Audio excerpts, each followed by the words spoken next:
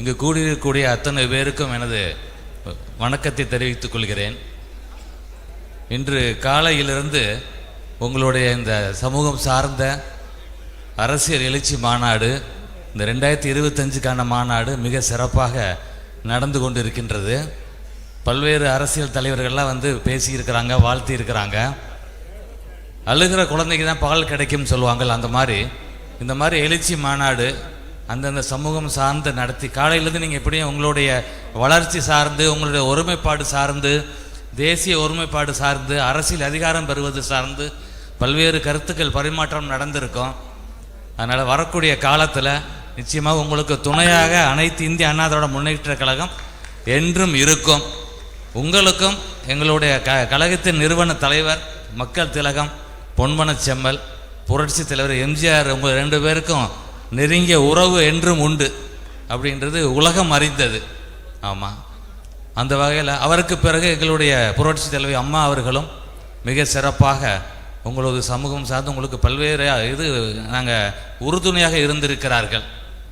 இன்றைய நிலையிலும் எங்களுடைய கழகத்தின் பொதுச் செயலாளர் வருங்கால முதலமைச்சர் ஐயா எடப்பாடியார் உங்களுக்கு எல்லா வகையிலும் உங்களுடன் சேர்ந்து பயணிப்பதற்கு தயாராக இருக்கிறார். இங்கே எங்களுடைய பிரதிநிதியாக அண்ணன் எஸ்.எஸ். சரவணன் அவர்கள் இங்கே இருக்கிறாரு, முன்னாள் சட்டமன்ற உறுப்பினராக. இன்றைக்கி இந்த எழுச்சி மாநாடு நீங்கள் எழுப்பக்கூடிய குரல் அவருக்கான உரிமையாக கூட நாங்கள் இன்று பார்க்கிறோம். அது விரைவில் நடக்க வேண்டும் என்று எல்லாம் வல்ல இறைவனை நாங்கள் பிரார்த்திக்கிறோம். நானும் ஒரு வகையில் அவர் எஸ்.எஸ். சரவணன் வந்து முழுசும் உங்களோட ஜீனாக இருக்கலாம். நீங்கள்லாம் குஜராத்திலேருந்து ஒரு 800 வருஷத்துக்கு முன்னாடி வந்தீங்க அப்படின்னு நிறையா நாங்கள் வாசிக்கிறோம்.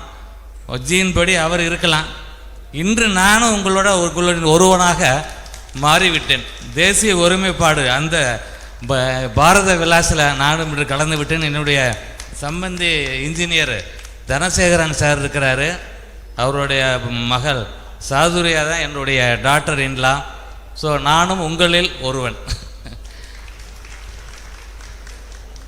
நான் காலையில் சேலத்தில் இருந்தேன், அதனால் காலை நிகழ்வுக்கு நான் வர முடியல. எங்களுடைய மாவட்ட கழக செயலாளர் முன்னாள் அமைச்சர் அண்ணன் செல்லூர் ராஜா அவர்கள் வந்து காலையில் உரையாற்றினார்கள்.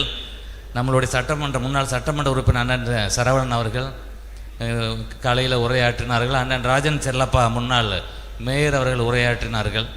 இப்போ மாலையில் எனக்கு வரக்கூடிய ஒரு வாய்ப்பு கிடைத்தது. இந்த வந்ததே ஒரு பெரிய ஹானராக எடுத்துக்கிறேன். உங்கள் அத்தனை பேருக்கும் என்னுடைய நன்றியையும் வணக்கத்தையும் தெரிவித்துக் கொள்கிறேன். என்றும் உங்களுடன் நாங்கள் இணைந்து பயணிப்பதற்கு தயாராக அனைத்து இந்திய அண்ணா திராவிட முன்னேற்றக் கழகம் இருக்கிறது என்பது மீண்டும் ஒரு முறை காலையில் எங்களுடைய தலைவர்களெல்லாம் வழிமென முன்மொழிந்ததை நான் இன்று இப்போ மாலையில் வழிமொழிகிறேன். இந்த வாய்ப்புக்கு நன்றி நன்றி நன்றி.